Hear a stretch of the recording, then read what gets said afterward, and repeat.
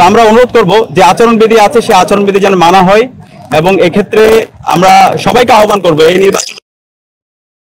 বিসমিল্লাহির রহমানির রহিম। জুলাই বিপ্লব এবং জুলাই বিপ্লব পরবর্তী আমাদের প্রত্যেকের আকাঙ্ক্ষা বাংলাদেশের প্রতি ক্যাম্পাসে ক্যাম্পাসে ছাত্র সংসদ নির্বাচন হওয়া, এবং সে আলোকে আজকে আমাদের ডাকসু নির্বাচনের আনুষ্ঠানিকতা শুরু হয়েছে।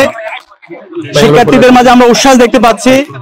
আমরা ঢাকা বিশ্ববিদ্যালয়ের শিক্ষার্থী ভাই বোনদেরকে আহ্বান করব, আপনারা কেন্দ্রে আসেন, আপনাদের পছন্দের যে প্রার্থী তাদেরকে আপনাদের ভোটাধিকার প্রয়োগ করেন।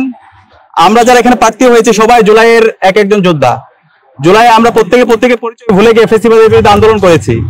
জুলাই পরবর্তী আমরা যদি শহীদদের আকাঙ্ক্ষার আলোকে বৈষম্যহীন ইনসাফভিত্তিক বাংলাদেশ বিনির্মাণ করতে চাই, তাহলে যে জুলাই বিপ্লব ঢাকা বিশ্ববিদ্যালয় থেকে শুরু হয়েছে, ঢাকা বিশ্ববিদ্যালয়ে আমাদের গণতন্ত্রের চমৎকার একটা নজির স্থাপন করতে হবে।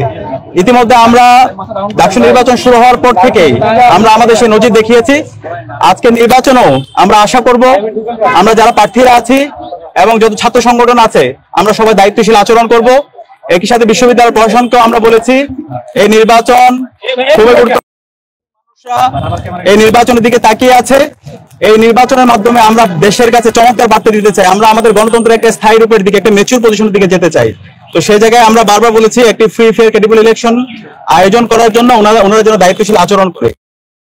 এখন পর্যন্ত পর্যবেক্ষণ করছি। আমরা আশা করব সকালে যেভাবে আমাদের নির্বাচন শুরু হয়েছে শেষ পর্যন্ত সুন্দরভাবে সুস্থভাবে নির্বাচন সম্পাদন হবে ইনশাআল্লাহ। এবং সেই জায়গায় আমরা ঐক্যবদ্ধ শিক্ষার্থী জোটে যারা প্রার্থীরা আছি আমরা ক্যাম্পেইন শুরু করার পর থেকে উৎসাহ দেখতে পেয়েছি, তাদের রেসপন্স দেখতে পেয়েছি। আমরা সবাই আমরা ঐক্যবদ্ধভাবে কাজ করে যাব। সবাইকে অসংখ্য ধন্যবাদ। আমরা দেখতে পেয়েছি প্রার্থীকে দেখতে পেয়েছি।